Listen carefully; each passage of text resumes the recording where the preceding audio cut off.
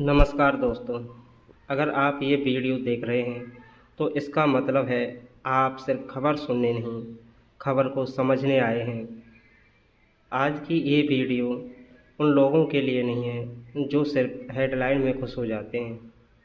आज की ये वीडियो उन लोगों के लिए है जो जानना चाहते हैं कि आने वाले सालों में उनकी ज़िंदगी पर किस फैसले का क्या असर पड़ेगा। आज हर तरफ एक ही शब्द गूंज रहा है, India EU free trade agreement. TV पर कहा जा रहा है यह एक ऐतिहासिक फैसला है, सबसे बड़ी डील है, मदर ऑफ ऑल डील्स जैसे नामों से पुकारा जा रहा है। लेकिन दोस्तों, इतिहास गवाह है, हर ऐतिहासिक फैसला बाद में दो हिस्सों में बँट जाता है। एक हिस्सा जो ऊपर बैठा आदमी देखता है और दूसरा हिस्सा जो नीचे खड़ा आदमी झेलता है। आज हम दोनों हिस्सों को समझेंगे। सबसे पहले एक बहुत सीधा सवाल, अगर कोई फैसला वाकई आम आदमी के लिए होता है तो उसे समझाने में इतनी भाषा क्यों बदलनी पड़ती है। कभी इसे एफटीए कहते हैं, कभी ट्रेड लिबरलाइजेशन कहते हैं, कभी ग्लोबल अपॉर्चुनिटी कहते हैं, सीधी भाषा में क्यों नहीं कहते। चलो आज मैं तुम्हें बहुत सीधी भाषा में समझाता हूँ। फ्री ट्रेड एग्रीमेंट मतलब दो इलाकों के बीच सामान बेचने खरीदने की रुकावटें कम कर देना, यानी टैक्स कम, नियम आसान और कंपनियों को खुली छूट। सुनने में बहुत अच्छा लगता है, लेकिन असली सवाल यहीं से शुरू होता है। अब ज़रा समझते हैं ये यूरोपीय यूनियन आखिर है क्या। ईयू कोई एक देश नहीं है, ये 27 देशों का ग्रुप है। ज़्यादातर देश जो पहले से ही अमीर हैं, उनके पास क्या है? पुराना पैसा, पुरानी कंपनियां, बेहतर मशीनें, सस्ती फाइनेंसिंग और सबसे बड़ी बात अनुभव। यूरोप की कई कंपनियां भारत के पैदा होने से पहले की हैं। अब सोचिए, जब ऐसा खिलाड़ी मैदान में उतरता है तो मुकाबला बराबरी का होता है क्या? अब भारत की तरफ देखते हैं। भारत युवा देश है, मेहनती लोग हैं, तेज़ी से बढ़ती अर्थव्यवस्था है। लेकिन भारत की रीढ़ बड़ी कंपनियां नहीं, छोटा व्यापारी और किसान है। भारत में 90% से ज़्यादा बिजनेस छोटे या मझोले हैं। अब सवाल ये है, एफटीए किसके लिए फ़ायदेमंद होता है, छोटे के लिए या बड़े के लिए? अब ज़रा पीछे चलते हैं इतिहास में। ये पहली बार नहीं है जब भारत ने ऐसा समझौता किया हो। भारत पहले भी एशियन, जापान, कोरिया जैसे देशों के साथ एफटीए कर चुका है। हर बार वादा यही होता है, एक्सपोर्ट बढ़ेगा। लेकिन कई रिपोर्ट्स बताती हैं कि कई मामलों में इंपोर्ट ज़्यादा बढ़ा, यानी सामान बाहर से आया लेकिन हमारा उतना नहीं गया। तो सवाल बनता है, ईयू के साथ अलग क्या होगा? अब सरकार कहती है ईयू बहुत बड़ा बाज़ार है। ये बात सही है, लेकिन बाज़ार सिर्फ बड़ा होना काफ़ी नहीं है, बाज़ार में घुसने की ताकत भी चाहिए। यूरोप के बाज़ार में कड़े नियम हैं, क्वालिटी के, पैकेजिंग, पर्यावरण के। हर भारतीय कंपनी इन नियमों को पूरा नहीं कर सकती। तो एक्सपोर्ट कौन करेगा? बड़ी कंपनियां, छोटा व्यापारी फिर वहीं खड़ा रह जाएगा। अब ज़रा एक आम आदमी की तरफ सोचो, अगर एक्सपोर्ट बढ़ता है तो क्या हमारी दुकान की बिक्री बढ़ेगी? अगर बड़ी कंपनियों को फ़ायदा होता है तो क्या तुम्हारी नौकरी सुरक्षित होगी? यही वो सवाल है जो टीवी डिबेट में नहीं आते। अब बात करते हैं असली ताकत की। यूरोप सिर्फ व्यापार नहीं करता, यूरोप शर्तों के साथ व्यापार करता है। वो कहेगा डाटा ऐसे रखना होगा, कार्बन इतना निकाल सकते हो, पर्यावरण का ये नियम मानना होगा। इन सब का मतलब है खर्च। बड़ी कंपनियां झेल लेंगी, छोटे उद्योग टूटेंगे। अब यहीं पर अब राजनीति समझो। इसमें हर सरकार चाहती है कि दुनिया उसे सीरियस प्लेयर माने। एफटीए एक सिग्नल होता है, लेकिन सिग्नल भेजने की जल्दी में कई बार ज़मीन की तैयारी अधूरी रह जाती है। उसका खामियाजा आम आदमी भुगतता है। अब मैं एक बहुत ज़रूरी बात कहूँगा। ये वीडियो डर फैलाने के लिए नहीं, ये वीडियो सवाल खड़े करने के लिए है। क्योंकि अगर आज सवाल नहीं पूछे तो कल जवाब मांगने का हक भी नहीं रहेगा।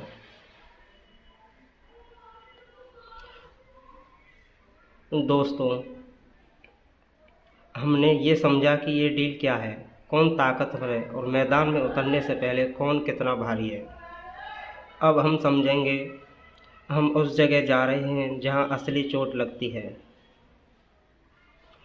आज हम बात करेंगे उन लोगों की जिनका नाम भाषण में लिया जाता है, लेकिन जिनकी आवाज़ फैसले में नहीं होती, यानी किसान, छोटा व्यापारी और आम नौकरी पेशा आदमी। सबसे पहले किसान की बात करते हैं। भारत में किसान का मतलब सिर्फ खेती नहीं होता। भारत में किसान का मतलब होता है जोखिम। बारिश आए तो ठीक, ना आए तो नुकसान, फसल अच्छी हुई तो भी भाव की चिंता, और अगर कुछ गड़बड़ी हो गई तो कर्ज। अब ज़रा यूरोप के किसान को देखो। वहाँ किसान अकेला नहीं होता, उसके पीछे सरकार खड़ी होती है, भारी सब्सिडी, फसल बीमा, गारंटी। अब सोचिए, जब दोनों का सामान एक ही बाज़ार में आएगा तो जीत किसकी होगी? यही वो सवाल है जो इस डील को लेकर सबसे ज़्यादा डर पैदा करता है। मान लो यूरोप से दूध, चीज़, बटर कम टैक्स में भारत आने लगे। अब शहर का ग्राहक क्या सोचेगा? वो भाव देखेगा, वो पैकेजिंग देखेगा, वो ब्रांड देखेगा। वो ये नहीं सोचेगा कि इससे किसान का घर चलेगा। और यहीं से धीरे धीरे भारतीय किसान पीछे ढकेला जाने लगता है। ये कोई एक दिन की कहानी नहीं है, ये 5-7 साल की कहानी होती है। अब ज़रा छोटे व्यापारी की बात करते हैं। भारत की अर्थव्यवस्था बड़े बड़े कॉरपोरेट से नहीं, छोटी दुकानों से चलती है। गली मोहल्लों की दुकान, छोटी फैक्ट्री, लोकल सप्लायर। ये लोग टीवी पर विज्ञापन नहीं देते, लेकिन देश को रोज़ चलाते हैं। अब फ्री ट्रेड एग्रीमेंट में सबसे ज़्यादा दबाव इन्हीं पर पड़ता है। क्यों? क्योंकि विदेशी बड़ी कंपनियां सस्ता सामान ला सकती हैं, बेहतर पैकेजिंग देंगी, बेहतर ब्रांड होगा, और छोटे व्यापारी के पास ना तो इतना पैसा होता है, ना इतनी मार्केटिंग। अब यहाँ एक बहुत गहरी बात समझो। एफटीए अचानक दुकान बंद नहीं कराता, ये धीरे धीरे असर करता है। पहले मुनाफा कम होता है, फिर स्टाफ कम होता है, फिर दुकान छोटी होती है, और एक दिन शटर गिर जाता है। और जब शटर गिरता है तो खबर नहीं बनती। अब नौकरी पेशा आदमी की बात करें। सरकार कहती है जॉब्स आएंगी। सवाल ये है कि किस तरह की जॉब्स? अक्सर एफटीए के बाद जो नौकरियां आती हैं वो या तो हाई स्किल वाली होती हैं या बहुत लो पे वाली। बीच का आदमी फंस जाता है। और अगर इंडस्ट्री कमज़ोर हुई तो जो पुरानी नौकरियां थीं वो भी खतरे में पड़ जाती हैं। अब ज़रा इतिहास से सीख लेते हैं। भारत ने जब एशियन देशों से एफटीए किया तो कई सेक्टर में इंपोर्ट तेज़ी से बढ़ा, सस्ता सामान आया, लोकल मैन्युफैक्चर दब गया। अब सवाल ये है, क्या ईयू के साथ ये कहानी दोहराई जाएगी, या सरकार ने इस बार कुछ अलग सोच रखा है? अब ईयू की एक और चाल समझो। यूरोप सिर्फ ये नहीं देखता कि सामान बिके, वो ये भी देखता है कि नियम कौन बनाएगा। डेटा के नियम, पर्यावरण के नियम, कार्बन टैक्स, इन सब का मतलब है खर्च बढ़ेगा। बड़ी कंपनियां कानूनों के लिए अलग टीम रख लेती हैं, छोटा उद्योग यहीं हार जाता है। अब यहाँ एक सवाल सरकार के लिए। एफटीए एक अचीवमेंट होता है, अंतर्राष्ट्रीय मंच पर ताली बजती है, लोकल राजनीति हमेशा लॉन्ग टर्म नहीं देखती, अक्सर अगला चुनाव देखती है। क्या एफटीए का असर चुनाव से पहले नहीं, चुनाव के बाद दिखता है? अब मैं एक ज़रूरी बात साफ कर दूं, ये वीडियो ये नहीं कह रही कि भारत को दुनिया से कट जाना चाहिए, नहीं। दुनिया से जुड़ना ज़रूरी है, लेकिन जुड़ते वक्त अपनी ताकत भी बनानी पड़ती है। अगर बिना तैयारी के मैदान में उतर गए तो हार तय है। अगर सच में ये डील आम आदमी के लिए है तो उसकी भाषा इतनी मुश्किल क्यों है?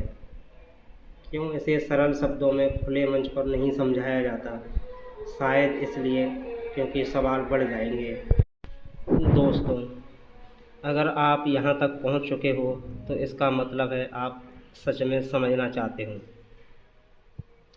आज हम बात करेंगे उन शर्तों की जो प्रेस कॉन्फ्रेंस में नहीं पढ़ी जाती, उन दबावों की जो कैमरे से दूर डाले जाते हैं, और उस भविष्य की जो आज नहीं लेकिन कल आपकी ज़िंदगी बदलेगा।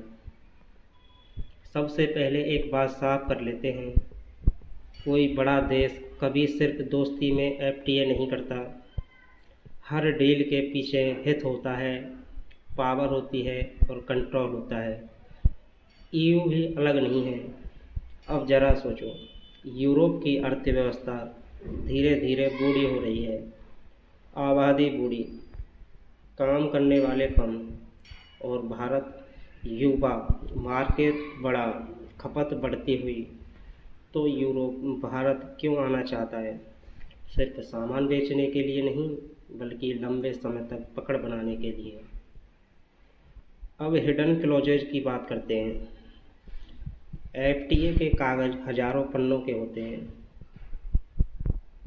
लेकिन असली खेल उन लाइनों में होता है जो छोटे अक्षरों में लिखी जाती हैं, जैसे डाटा कहाँ रखा जाएगा, कौन सा कानून ऊपर रहेगा, विवाद हुआ तो फैसला कौन करेगा, अगर किसी भारतीय कंपनी और किसी यूरोपीय कंपनी में झगड़ा हुआ तो केस कहाँ चलेगा, भारत में या इंटरनेशनल ट्रिब्यूनल में। अगर भारत हारा तो हर्जाना कौन देगा? आखिर में भारतीय टैक्स पेयर। अब डाटा की बात करते हैं। आज का ज़माना तेल का नहीं, डाटा का है। आप क्या खरीदते हो, कैसे सोचते हो, कहाँ जाते हो, सब डाटा है। ईयू चाहता है कि उनके डाटा कानून भारत माने। सुनने में अच्छा लगता है, प्राइवेसी प्रोटेक्शन, लेकिन सवाल ये है कि डाटा किसके कंट्रोल में रहेगा? अगर कंट्रोल बाहर गया तो ताकत भी बाहर जाएगी। अब कार्बन टैक्स समझो। यूरोप बहुत पहले सब अपने पर्यावरण को नुकसान पहुंचा चुका है।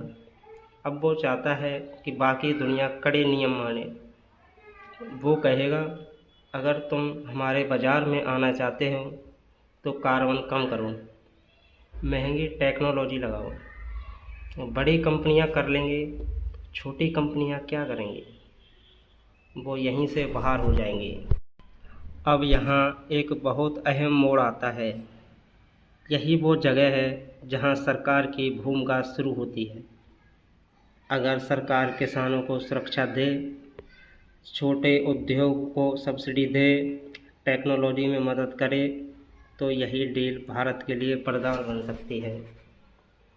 लेकिन अगर सरकार ने सब कुछ बाजार के भरोसे छोड़ दिया तो ये डील धीरे धीरे नुकसान बन जाएगी। अब मैं आपको दो भविष्य दिखाता हूँ। पहला भविष्य, भारत तैयारी करता है, लोकल उद्योग को मजबूत करता है, किसानों को बचाता है, स्किल डेवलपमेंट पर जोर देता है। तब 5-10 साल बाद भारत सिर्फ बाजार नहीं, प्लेयर बनेगा। दूसरा भविष्य, भारत सिर्फ दरवाजे खोलता है, बड़ी कंपनियां आती हैं, लोकल कमज़ोर होता है, तब भारत खरीदने वाला देश बन जाएगा, बनाने वाला नहीं। अब सवाल ये है, कौन सा भविष्य होगा? इसका जवाब आज की हेडलाइन में नहीं है, इसका जवाब आज की नीतियों में है और कल के सवालों में है। अब मैं एक बहुत ज़रूरी बात कहूँगा। देशद्रोह सवाल पूछना नहीं होता, देशद्रोह आंख बंद करना होता है। अगर आप एफटीए पर सवाल पूछते हो तो आप विरोधी नहीं हो, आप जिम्मेदार नागरिक हो। अब वीडियो के आखिरी हिस्से में मैं सीधे दिल की बात करता हूँ। India EU free trade agreement ना कोई जादू है, ना कोई अभिशाप। ये एक मौका है, लेकिन मौका हर किसी के लिए बराबर नहीं होता। जिसके पास तैयारी होती है वो जीतता है, जिसके पास नहीं वो पीछे रह जाता है। अब फैसला आपके हाथ में है। अगर आपने ये तीनों पार्ट ध्यान से सुने हैं तो आप टीवी डिबेट से आगे निकल चुके हैं। अब आप सोच सकते हो, कमेंट में लिखो आपको क्या लगता है। India EU free trade agreement Bharat के लिए मौका है या बहुत बड़ा रिस्क? हर साल एक दिन ऐसा आता है जब टीवी पर चारों तरफ एक ही शब्द गूंजता है, बजट बजट बजट। एंकर उत्साहित होते हैं, ग्राफ चलते हैं, नंबर उड़ते हैं, लेकिन असली सवाल कोई नहीं पूछता, इस बजट से आम आदमी को क्या मिला? आज हम वही पूछेंगे। जब भी बजट आता है सबसे पहले सरकार कहती है यह बजट ऐतिहासिक है। अब ज़रा सोचो, अगर हर साल बजट ऐतिहासिक है तो इतिहास इतना लंबा क्यों है और आम आदमी की जेब इतनी छोटी क्यों? यहीं से कहानी शुरू होती है। बजट में क्या होता है, सरल भाषा में समझो। ये सरकार का हिसाब किताब है। सरकार बताएगी कि पैसा कहाँ से आएगा और कहाँ खर्च होगा। लेकिन बजट सिर्फ पैसा नहीं होता, बजट सोच दिखाता है, बजट प्राथमिकता दिखाता है, और आज हम उसी सोच को पढ़ने वाले हैं। अब ज़रा अपने आसपास देखो, महंगाई बढ़ रही है, रोज़मर्रा का सामान महंगा, पेट्रोल डीजल महंगा, बच्चों की पढ़ाई महंगी, इलाज महंगा। अब ऐसे में जब बजट आता है तो आम आदमी क्या चाहता है? राहत। लेकिन बजट अक्सर राहत कम और भाषण ज़्यादा देता है। सरकार कहती है हमें इंफ्रास्ट्रक्चर पर जोर दिया। ये सुनने में अच्छा लगता है, सड़कें बनेंगी, पुल बनेंगे, एयरपोर्ट बनेंगे। लेकिन सवाल ये है, क्या सड़क बनने से तुरंत आपकी रसोई सस्ती हो जाती है? नहीं। इंफ्रास्ट्रक्चर लॉन्ग टर्म फ़ायदा होता है, लेकिन आम आदमी आज में जीता है। अब टैक्स की बात करते हैं। हर बजट में सबसे ज़्यादा ध्यान यहीं जाता है। लोग टीवी के सामने बैठकर बस एक ही लाइन सुनना चाहते हैं, टैक्स में राहत मिली या नहीं। और ज़्यादातर बार जवाब होता है थोड़ी बहुत। लेकिन ज़रा गहराई में जाओ, डायरेक्ट टैक्स थोड़ा कम भी हो जाए तो इनडायरेक्ट टैक्स चुपचाप जेब काट लेता है। GST, cess, charge. आम आदमी को लगता है टैक्स नहीं बढ़ा, लेकिन खर्च बढ़ जाता है। अब मिडिल क्लास की बात करते हैं। मिडिल क्लास इस देश की सबसे शांत आबादी है। ना ज़्यादा मांग, ना ज़्यादा आंदोलन, लेकिन सबसे ज़्यादा टैक्स यही देता है। बजट में मिडिल क्लास का जिक्र हमेशा भावनात्मक होता है, व्यावहारिक कम। तारीफें बहुत, राहत सीमित। अब गरीब की बात करते हैं। सरकार कहती है हमने गरीब के लिए योजनाएं दी। योजनाएं सच में होती हैं, लेकिन ज़मीन तक पहुंच हमेशा नहीं होती। कागज़ में योजना, ग्राउंड पर इंतज़ार, और जब तक फ़ायदा पहुंचता है तब तक अगला बजट आ जाता है। अब एक अहम बात समझो, बजट कभी भी सबको खुश नहीं कर सकता।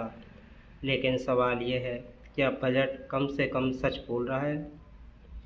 क्या वो मान रहा है कि महंगाई एक समस्या है, या फिर सिर्फ नंबरों में सब ठीक दिखाया जा रहा है? अब राजनीति की बात। बजट सिर्फ आर्थिक दस्तावेज नहीं है, ये राजनीतिक दस्तावेज भी है। चुनाव पास हों तो भाषा बदल जाती है, वाक्य नरम हो जाते हैं, लेकिन चुनाव के बाद वही भाषा कठोर हो जाती है। अब ज़रा सोचो, अगर बजट सच में आम आदमी के लिए होता तो उसे समझने के लिए इतने एक्सपर्ट क्यों चाहिए? क्यों हर चैनल अपने अपने अर्थ निकालता है? शायद इसीलिए क्योंकि बजट जितना सरल दिखता है उतना सरल होता है। अब आखिरी हिस्से में एक सीधी बात, बजट से चमत्कार की उम्मीद करना गलत है, लेकिन बजट से ईमानदारी की उम्मीद करना गलत नहीं। अगर सरकार खुलकर माने कि समस्याएं हैं तो भरोसा बनता है, लेकिन अगर हर बार कहा जाए सब ठीक है तो सवाल उठते हैं। अब यहाँ तो थोड़ा जय हिंद दोस्तों। कमेंट में बताइए आपको वीडियो कैसी लगी। अगर वीडियो पसंद आई हो तो शेयर करो, कमेंट करो, लाइक करो। धन्यवाद। जय हिंद।